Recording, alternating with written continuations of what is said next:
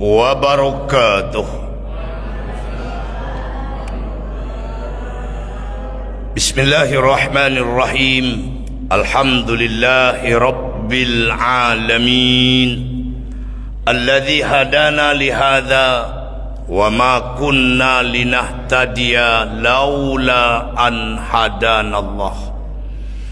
Allahumma fasalli wa sallim wa barik ala Muhammad wa ala alihi wa ashabihi ajma'in.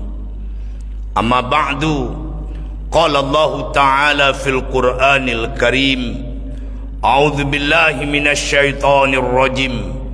Ya ayyuhalladzina amanu taqullaha haqqa tuqatih wa la tamutunna illa wa antum muslimun.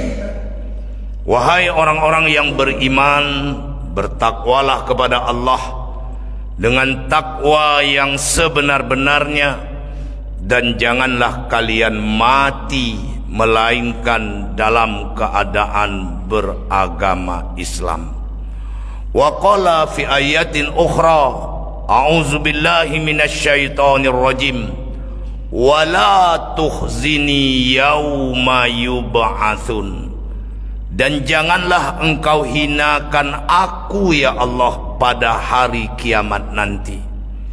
Yauma la yanfa'u malu wala banun. Hari itu tidak ada bergunanya harta dan anak, illa man atallaha biqalbin salim. Kecuali yang selamat itu adalah orang-orang yang datang menghadap Allah dengan hati yang bersih. Sadaqallahul azim. Maha benar Allah dengan segala firman-Nya. Bapak-bapak, ibu-ibu, orang tua-tua kami, para alim yang sangat kami muliakan, jamaah salat maghrib Masjid Nurul Hasanah yang insya Allah semua kita yang hadir senantiasa dimuliakan oleh Allah Subhanahu wa ta'ala.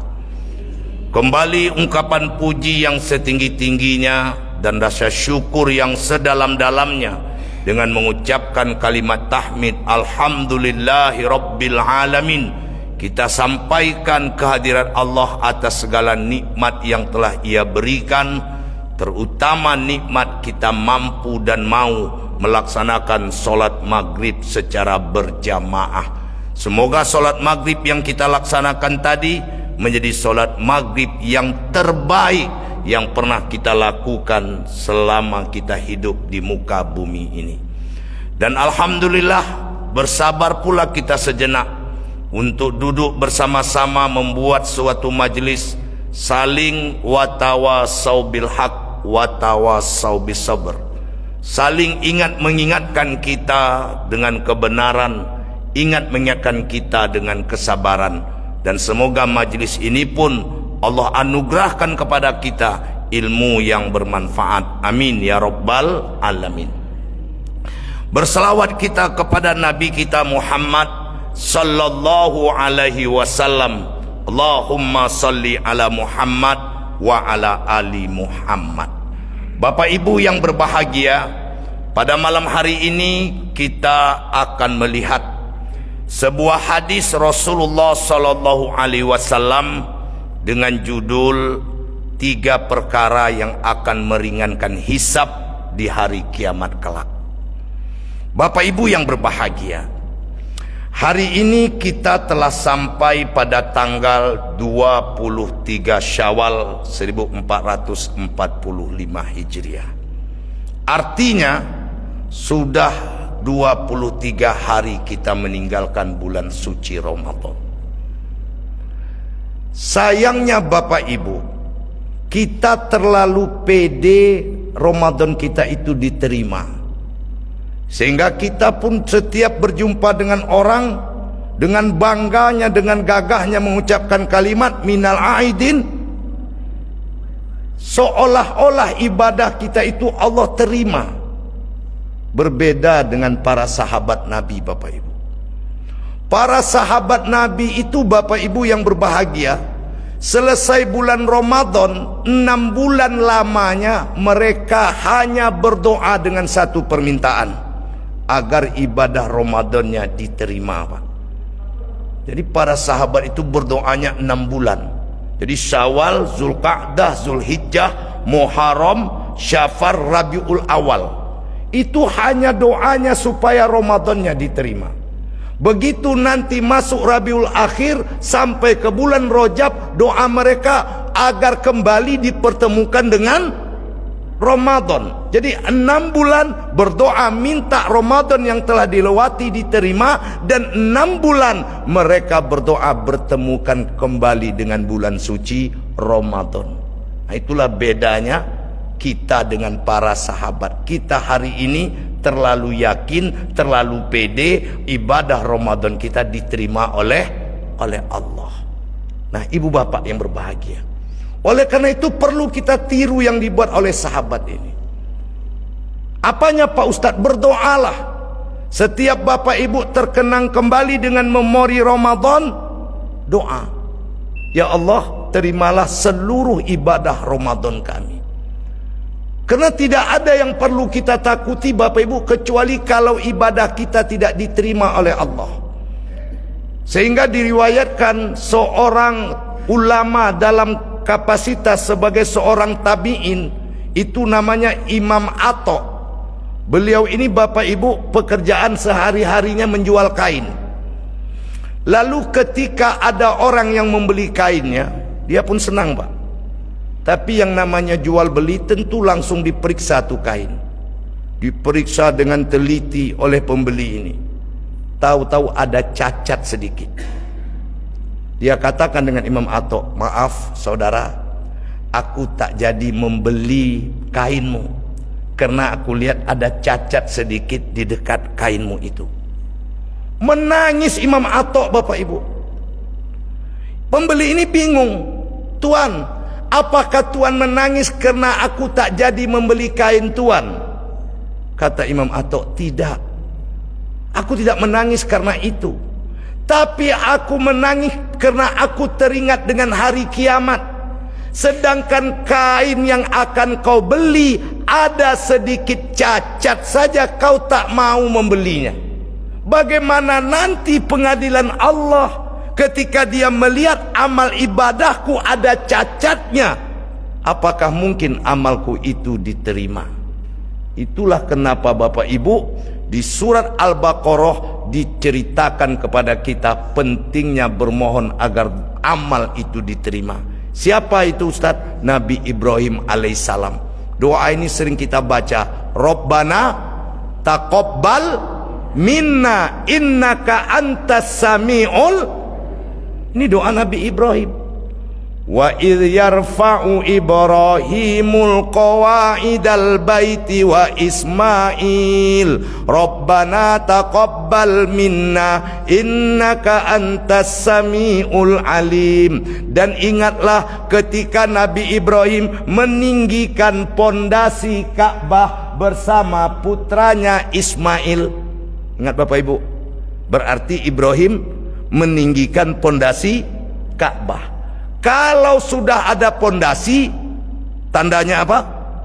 Sudah pernah ada bangunan.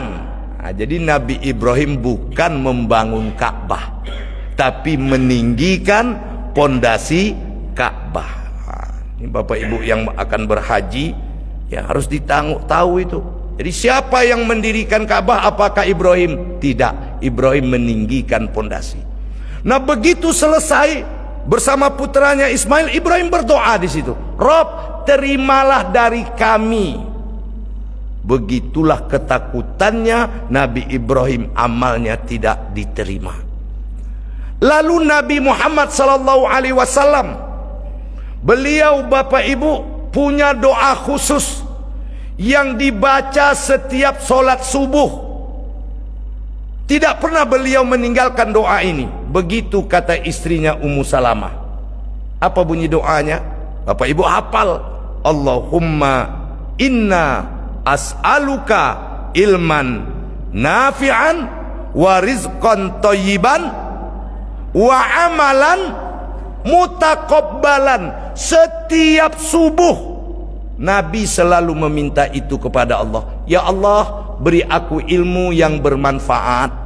Karena aku kalau sudah berilmu, warizqan halalan thayyiban, maka aku akan tahu ya Allah, mana rezeki yang baik, mana rezeki yang buruk. Dan terimalah amalku ya Allah. Nabi saja belum yakin amalnya diterima. Iko Bapak Ibu awak, Masya Allah. Makanya doa yang dibaca Pak Imam itu hafalkan itu Pak. Apa doa Pak Imam tadi? Allahumma ja'alna sabura wa ja'alna syakura wa ja'alna fi ainina saghira wa fi a'yunin nasi kabira. Itu doa yang indah supaya kita tidak termasuk menjadi orang yang gurur. Apa itu gurur? Tertipu, merasa amal banyak, merasa diri soleh, ternyata di mata Allah kita toleh. Allahumma ja'alna sabura, ya Allah jadikan aku orang yang sabar. Wa ja'alna sakura, jadikan aku orang yang bersyukur. Wa ja'alna fi ainina saghira, jadikan aku ya Allah memandang diriku ini kecil ya Allah. Sekarang ini banyak orang memandang dirinya, inyolah yang paling solehnya, inyolah yang paling alimnya, dialah yang paling berilmunya. Ya Pak, ada orang seperti itu hari ini banyak ya. Gampang mengecilkan orang lain. Waja'alni fi ainini saghira, jadikan aku memandang diriku ini kecil ya Allah. Waja'alni fi a'yunin nasi kabira, dan jadikan aku memandang orang itu lebih baik daripada diriku ya. Kita pandang orang tua kita Pak Haji Tengku Abu Bakar, mana baik dia dari saya? Baik dia. Kenapa? Pasti amalnya lebih banyak dari saya. Dari mana tahunya? Umurnya sudah. Tidak bisa saya melawan ilmu bapak ini. Kenapa? Umurnya saja jauh beda dengan saya. Lalu saya lihat pula nih anak-anak muda remaja ini. Ya Allah, soleh betul beliau ini. Dari mana Ustaz tahu? Pasti dosanya sekecil. Kenapa dosanya kecil? Karena umurnya baru. Sementara aku jauh lebih tua darinya, tentu dosaku lebih. Kok enggak Pak, nengok orang Allah. Allah. Ya. Tak boleh Pak. Gurur namanya itu, tertipu dengan ibadah kita. Nah ini yang pertama, banyak-banyaklah berdoa. Yang kedua, Bapak Ibu yang dimuliakan Allah, sesuatu itu biasanya pasti ada bekas Pak. Gang Ros dilanda banjir, kena rumah kita, ada bekas nak? Ada kan?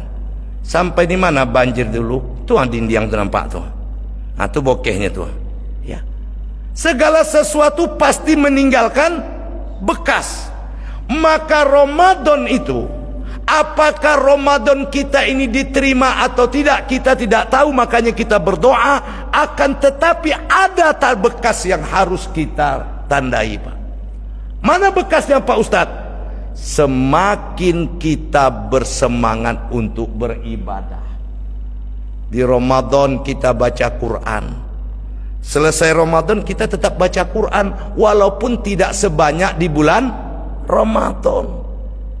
Ikon ndaklah 23 Sawal Pak Allah naik nengok Quran le Pak. Ngapa kau nak pare ngaji lah khatam kedua kali Ramadan petang ngapoy leh katanya. Ya.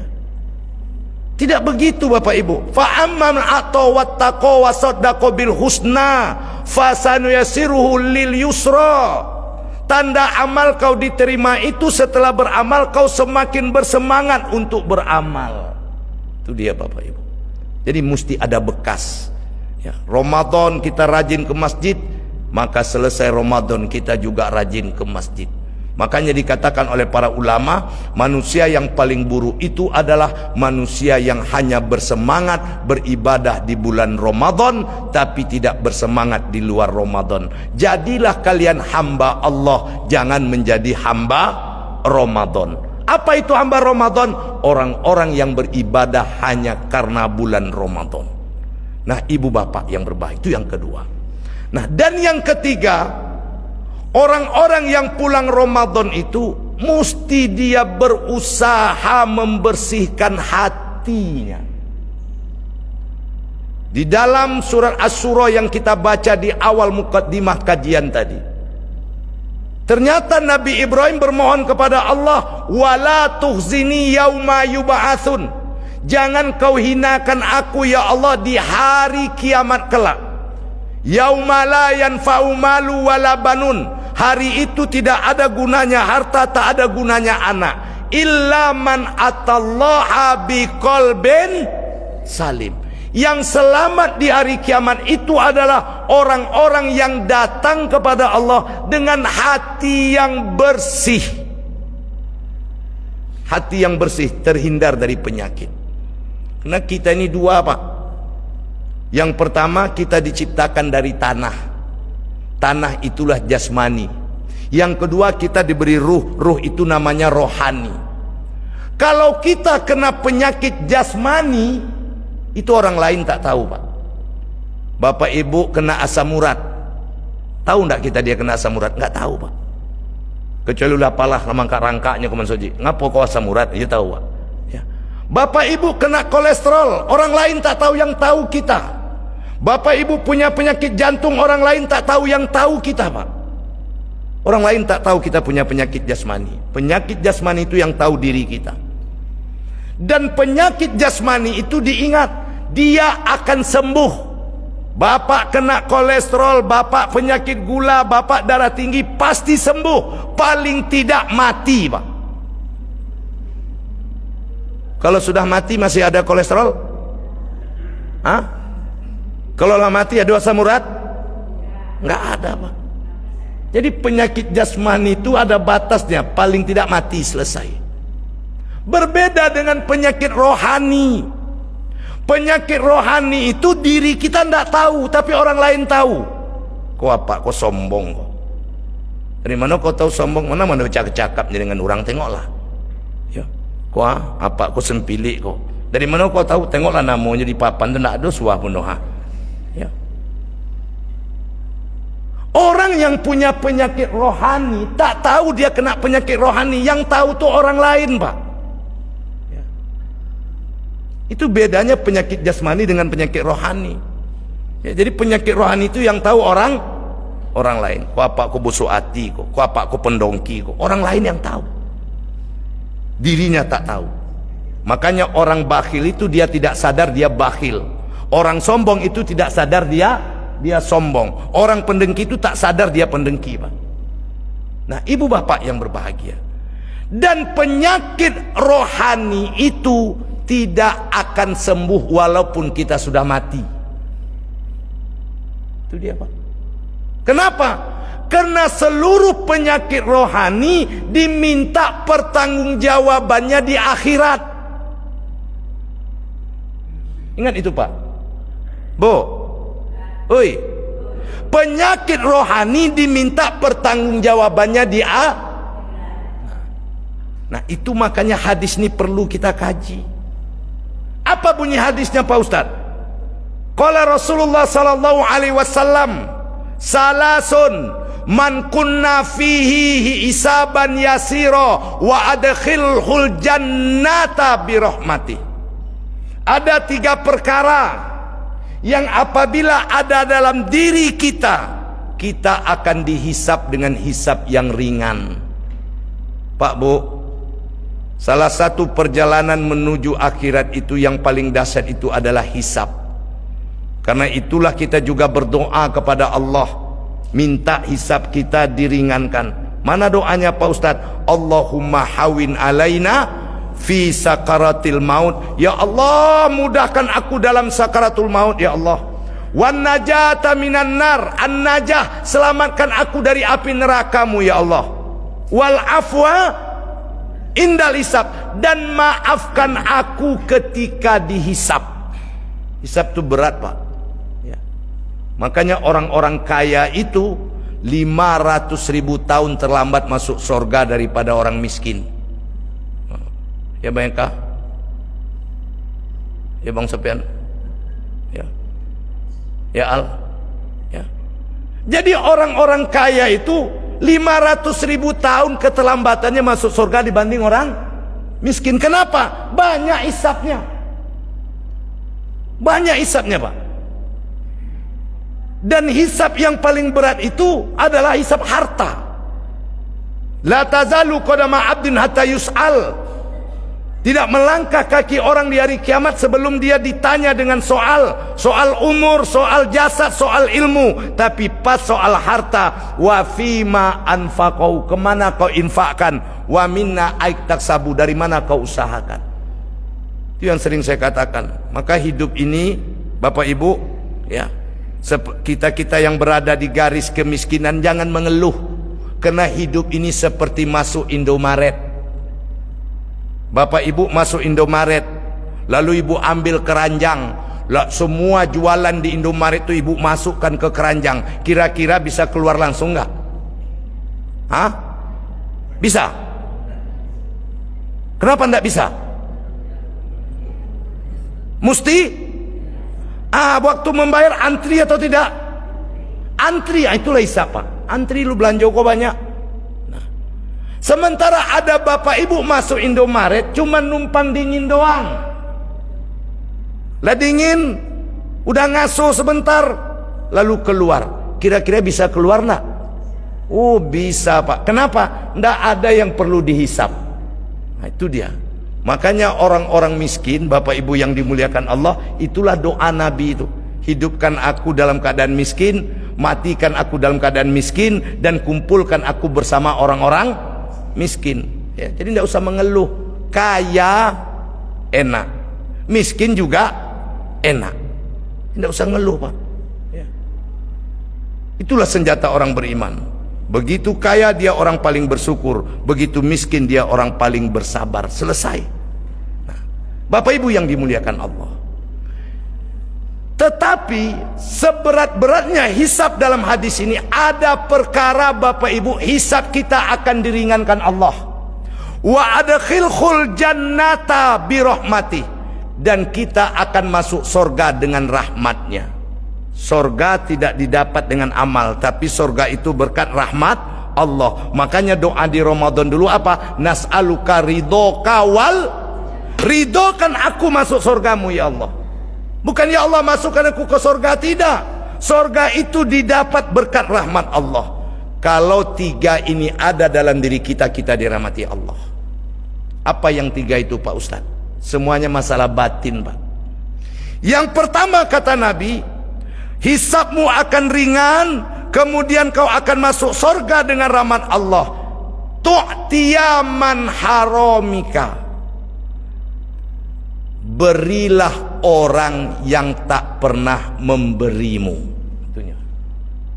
Berilah orang yang tak pernah.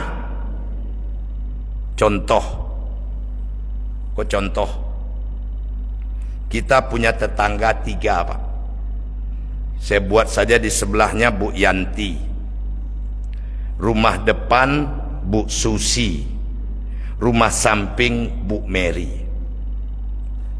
Kemudian Bapak Ibu pergi jalan-jalan ke Bukit Tinggi. Biasanya pulang beli oleh-oleh tidak? Beli. Oleh-olehnya Sanjay. Belinya di Sanjay Mintuo. Bayar atau tidak? Nah, itulah dia, Pak. Ya, jadi tidak ada yang gratis. Kalau di Pekanbaru rumah Mintuo bayar tidak? Di Pekanbaru rumah Mintuo makan bayar tidak? Enggak. Tapi kalau di sana rumah makan Mintuo bayar, Pak. Sanjay Mintuo bayar. Nah, itulah hebatnya mereka. Lalu Bapak Ibu, istri kita Pak beli Sanjay lah dia. Dibelinya 2. Sampai di mobil tuh kaget kita. Ngapu kok 2 kau beli? Untuk siapa? Untuk Yanti dengan Susi bang. Hah? Bu Mary ngapa ndak kau berikan? Beli kalau dia. Itulah abang. Abang tahu ndak Bu Mary itu bulan lalu ke Jakartanya dengan lakinya bang. Pulangnya ada di bolinya awak. Kenapa ketawa? Kenapa ketawa bu? Ada yang seperti itu? Yang tertawanya keras tanda pengalaman itu ya.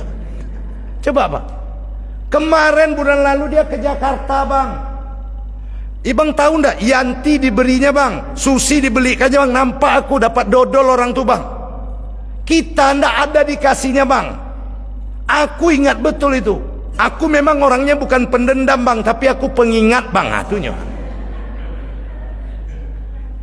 ada orang paknya ndak pendendam loh, cuman pengingat. Maka hal yang seperti inilah selesai. Tandanya hati kita rusak. Tandanya batin kita kotor. Kenapa? Dendam. Ini yang harus kita lakukan. Makanya Rasul mengatakan tidak disebut silaturahim, tidak disebut persaudaraan kau memberi orang yang memberimu, tapi persaudaraan itu adalah kau memberi dengan orang yang tak pernah.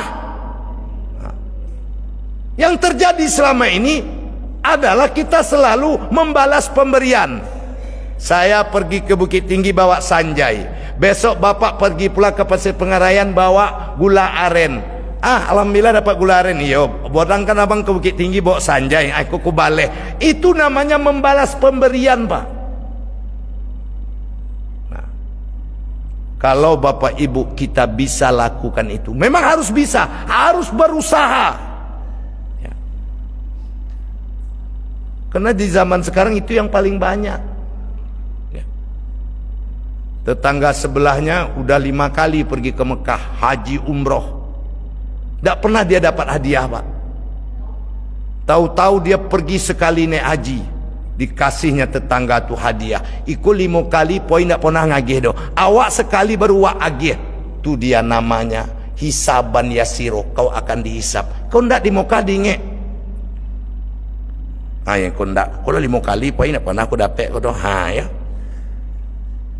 Tu'tiyaman haramika, berilah orang yang tak pernah memberimu, bukan memberi orang yang pernah memberi.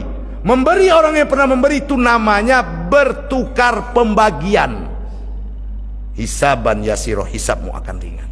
Lah satu. Yang kedua hampir mirip, cuman kalimatnya apa? Watu soliman koto ika, datanglah ke rumah orang yang tak pernah datang. Datanglah ke rumah orang yang tak pernah. Ini mirip sama itu pak. Datanglah awak bercakap dengan bini awak.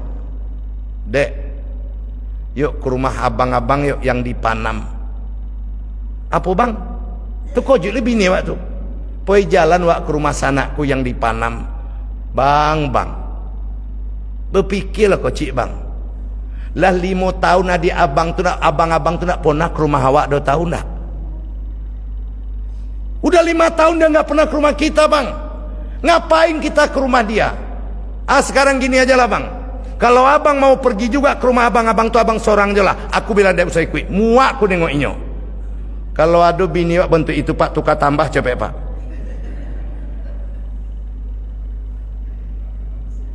Woi bo, ada nggak orang seperti itu? Bukan ada lagi, banyak pak. Ada saudara nggak pernah datang, biarin kita yang datang. Dan kita harus ingat bapak ibu, ini dunia loh.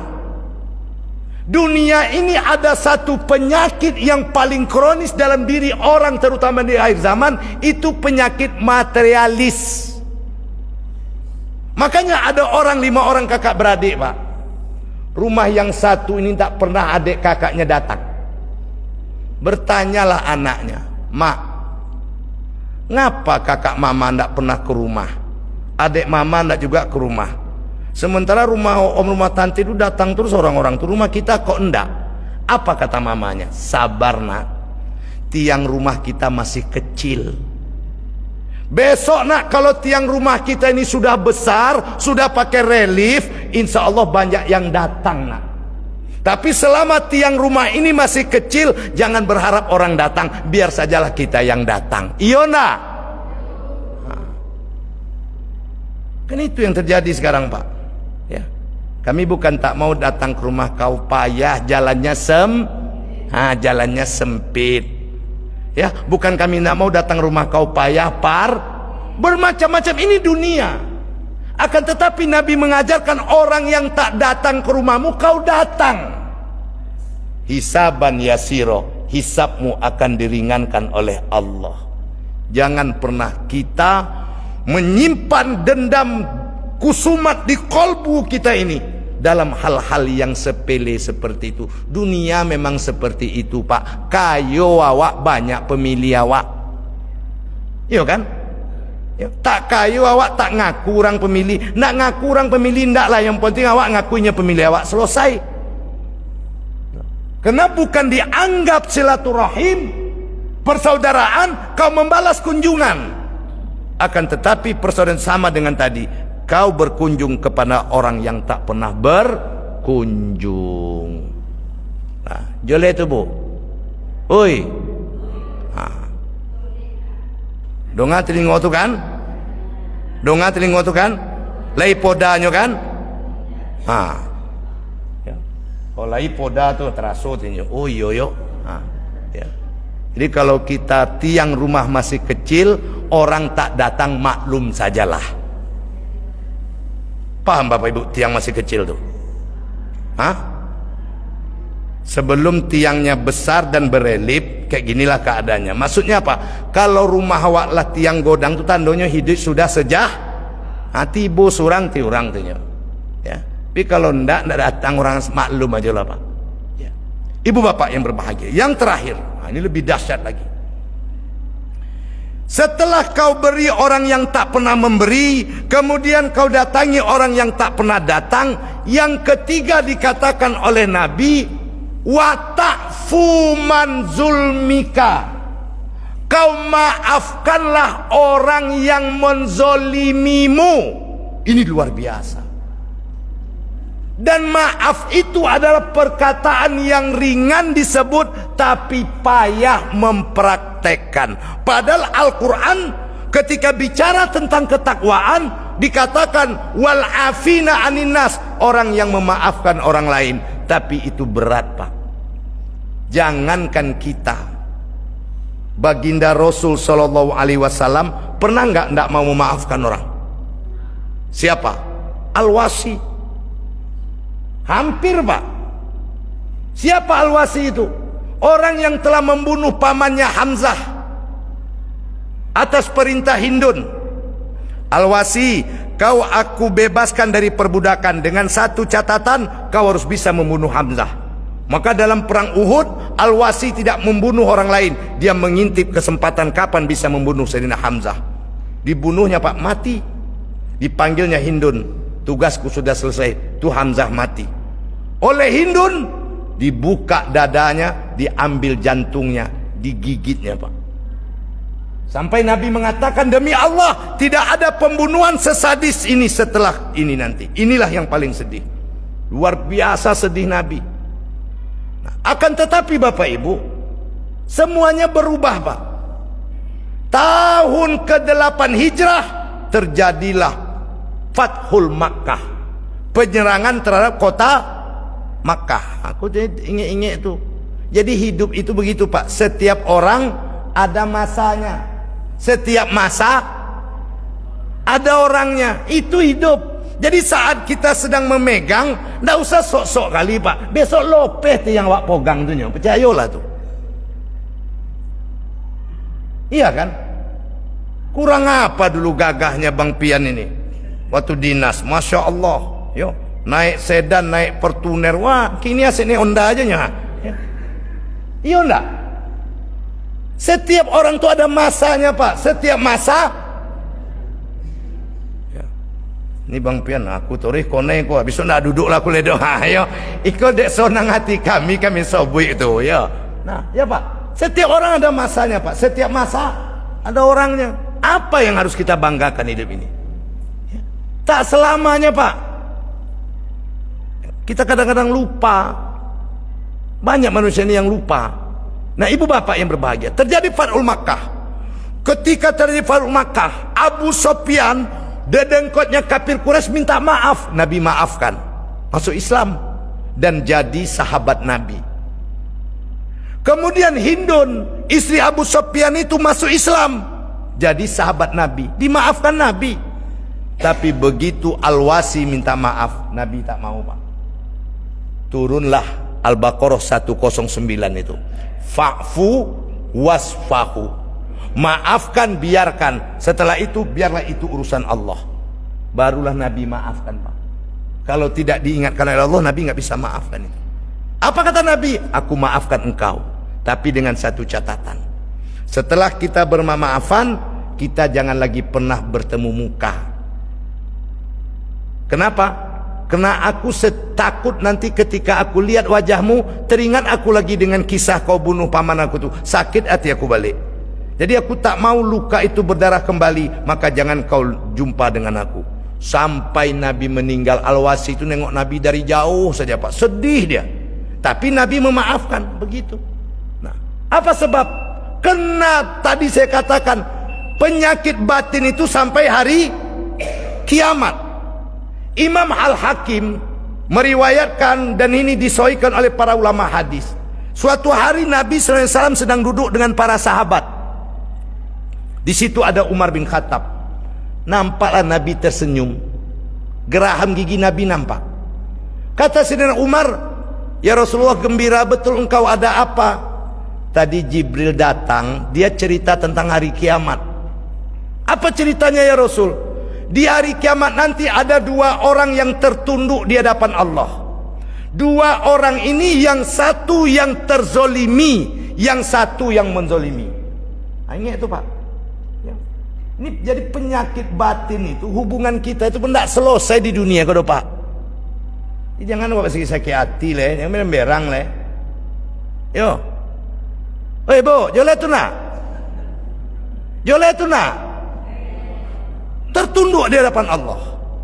Lalu yang terzalim ini mengatakan, ya Allah, hari ini aku menuntut si Fulan ini dulu di atas dunia kerjanya menzolimiku, berikan pahalanya kepadaku. Kata Allah, bagaimana aku memberikan pahalanya? Inyo jo ndak do punya pahalo do. Berarti kok tipe-tipe orang Pak. Kemun Sajid Nurul Hasanah ndak pernah, tapi memprotes pengurus tiap waktu. Itu orang itu Pak. Ya. Kemun Sajid ndak pernah, tapi protes nomor. Nah, kalau bahasa orang dulu, disuruh di muka ndak tahu jalan, diletakkan di belakang mijak tumi. Kan begitu-gitu jadinya Pak. Dia saja tak ada pahala. Kalau begitu ya Allah, suruh dia memikul dosa-dosaku. Pada kalimat ini tiba-tiba air mata Nabi meleleh. Menangis Nabi. Ya Rasul, kenapa kau menangis ya Rasul? Itulah hari kiamat, di mana setiap orang ingin dosanya dipikul oleh orang lain. Begitu dahsyatnya kiamat itu. Setiap orang kepingin dosanya dipikul oleh orang lain. Nah ibu bapak yang berbahagia, lalu setelah itu Allah katakan apa? Kalian berdua tegakkanlah kepala kalian. Ditegakkannya, nampaklah sebuah bangunan yang teramat indah, yang tak bisa diceritakan ya. Yang namanya Sor, tak bisa diceritakan Pak. Di Al-Waqi'ah itu aja kita baca, aduh terkagum-kagum kita. Yatufu alaihim wildanum mukhalladun. Untuk ibu-ibu di situ ada pemuda-pemuda Bu yang mendampingi ibu-ibu. Jadi kalau laki ibu kini pemberang, sabar je lah. Masuk surugo ibu jumpa anak bujang besok anjang-anjang pada laki kini kole. Jolek kalian tu nak. Terima je lah Bu. Dunia kau sebontanyo. Ya. Akhirat selama. Kan itu ayat itu. Yatufu alaihim wildanum mukhalladun biaqwabi wa abarika wa ka'sim min ma'in la yusaddauna anha wa la yunzifun wa fakihatin mimma yatakhayyarun. Kuntu awak jantan wa hurun in. Di situ ada bidadari-bidadari yang cantik jelita. Awak dapat bidadari Pak, Jadi kalau kini bini awak melawan dengan awak ontok je lah Pak ya. Ontok lah dia misal aku jumpa bidadari ya. Itu dia Pak. Nggak terbayangkan kita surga itu. Nah, ini serius. Cobalah baca tuh suratul Waqiah itu. Nah, lalu yang terzalim ini bertanya, "Duhai Allah, untuk siapa itu ya Allah? Oh, apakah untuk para nabi?" Tidak. Apakah untuk para ulul azmi? Tidak. Pak Bu, ternyata kenapa di situ ditanya para nabi, para ulul azmi? Ternyata kita nanti masuk surga itu rombongan Pak. Makanya ada di surah Az-Zumar toh, wasiqal ladzina taqau ilal jannati zumaro. Kalian lihat orang-orang masuk surga itu berbondong. Jadi satu pasukan. Nih jamaah Nurul Hasanah, ini dia. Nih jamaahnya Asukri, ini dia. Rombongan Pak. Disitulah dikatakan banyak-banyaklah duduk bersama orang-orang orang soleh. Nah, ibu bapak yang berbahagia. Lalu apa kata Allah? Tidak, bukan untuk mereka, tapi ini adalah untuk orang yang bisa membayarnya. Berapa harganya ya Allah? Berapa harganya? Harganya adalah sekali kau memaafkan manusia. Itu dia. Jadi ketika kita maafkan orang yang menzalimi kita, saat itu itulah hadiah buat kita. Lalu mendengar bayarannya adalah kau bisa memaafkan kesalahan orang, diambilnya tangan orang yang dizaliminya itu, dibawanya masuk ke dalam surga. Itulah sebabnya Bapak Ibu, ketika kita meninggal saat upacara pelepasan, kan dua cuman kalimat yang diucapkan ahli bait, mohon maaf untuk mayit dan mohon hutang piu, karena kedua-duanya ini dibawa mati Pak. Penyakit batin dibawa mati, kemudian hutang juga dibawa mati. Maka selagi hidup perbaikilah batin kita dan berhentilah berhutang. Apalagi umur sudah 60 Bu, jangan dikredit jilbab tu lah, jangan boleh Shopee tu lah, olah-olah lah tu. Yo. Lah, habis waktu Pak. Inilah 3 hal yang perlu kita pakai pada malam hari ini sampai akhir kehidupan kita. Ya, berilah orang yang tak pernah, kanlah lupa kau belum pulang leha. Berilah orang yang tak pernah memberi, datangilah orang yang tak pernah datang, dan maafkanlah orang yang menzolimi kita. Demikian Bapak Ibu, kepada Allah saya mohon ampun, kepada Bapak Ibu saya mohon maaf. Subhanakallahumma rabbana wa bihamdika asyhadu an la ilaha illa anta astaghfiruka wa atubu ilaik. Assalamualaikum warahmatullahi wabarakatuh.